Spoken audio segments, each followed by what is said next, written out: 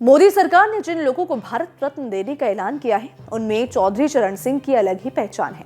उन्हें भारत रत्न देने का ऐलान करके उनका सम्मान तो किया ही, साथ ही बड़ा राजनीतिक निशाना साधा गया।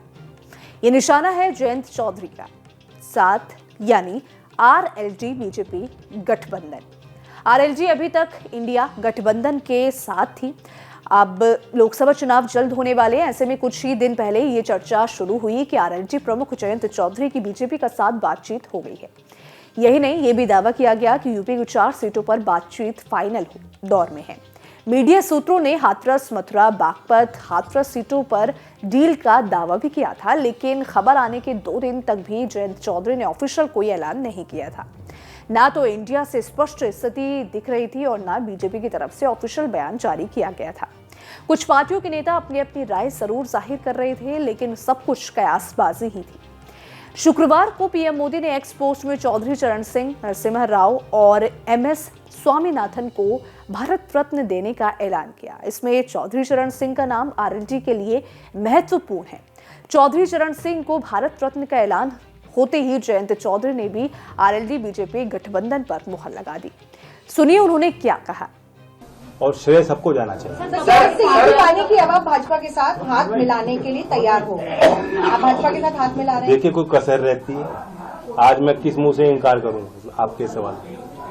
दरअसल आरएलडी का चौधरी चरण सिंह से गहरा संबंध है। आरएलडी की स्थापना 1996 में चौधरी चरण सिंह के बेटे चौधरी अजीत सिंह ने की। 29 मई 1987 को ही चौधरी चरण सिंह का निधन हो गया, लेकिन आरएलडी को चौधरी चरण सिंह की ही राजनीतिक विरासत माना जाता है। चौधरी चरण सिंह उत्तर प्रदेश के हापुड़ में एक जाट परिवार में पैदा हुए थे। यहीं से इनकी राजनीति शुरू हुई। पश्चिमी यूपी में चौधरी चरण सिंह का बड़ा प्रभाव माना जाता है और खास तौर से जाट वोट बैंक में उनकी गहरी पकड़ रही थी। आरएलडी को इनके नाम का शुरू में काफी फायदा भी मिला। 1996 में पश्चिमी यूपी की 38 विधानसभा सीटों पर उम्मीदवार उतारे, जिसमें 8 पर जीत हासिल हुई। 2002 के चुनाव में भी 38 सीटों पर उम्मीदवार उतारे और 14 सीटों पर जीत हासिल हुई। हालांकि पिछले कुछ सालों में आरएलडी का प्रभाव काफी घटा है। साल 2014 में आरएलडी ने यूपीए गठबंधन में लोकसभा चुनाव लड़ा था और 8 सीटों पर उम्मीदवार उतारे थे, लेकिन 1 पर भी जीत हासिल नहीं हुई थी। इसी तरह 2019 में भी इसी गठबंधन से लोकसभा चुनाव लड़ा और 3 सीटों पर उम्मीदवार उतारे। जीत का आंकड़ा इस बार भी शून्य रहा।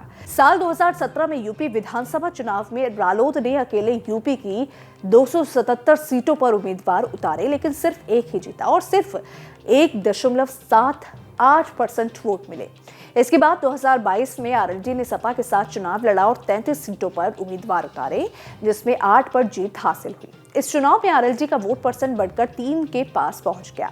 साफ है कि गठबंधन में आते ही आरएलडी का प्रभाव बढ़ गया। अजीत चौधरी के निधन के बाद जयंत चौधरी ने इलाके में कई रैलियां भी की है, जिससे जाट मुस्लिम वोटों पर भी फिर प्रभाव बनाया जा सके।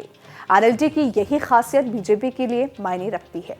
पिछले विधानसभा चुनाव के रिजल्ट यही दिखाते हैं कि आरएलडी बेशक अकेले इतनी प्रभावशाली ना हो, लेकिन गठबंधन में उसकी ताकत बढ़ जाती है। पिछले लोकसभा चुनाव में एसपी, बीएसपी और आरएलडी साथ थे। ऐसे में बेशक आरएलडी की जीत नहीं मिली, लेकिन बीएसपी 10 और एसपी 5 सीटें जीतने में कामयाब रही। अगर आरएलडी बीजेपी के साथ आ जाती है तो बीजेपी अपने विरोधी गठबंधन की ताकत को कम कर सकती है और अपना प्रभाव बढ़ा सकती है, क्योंकि पश्चिमी यूपी के कुछ जाट और मुस्लिम वोट अपने पक्ष में खींच सकती है। आरएलडी की यही खासियत उसे यूपी की राजनीति में इंपॉर्टेंट बना देती है। ये खबर लिखी है हमारे साथी अपूर्व श्रीवास्तव ने। इसको लेकर आपके क्या विचार हैं, आपकी क्या राय है, कमेंट सेक्शन में जरूर बताएं। धन्यवाद।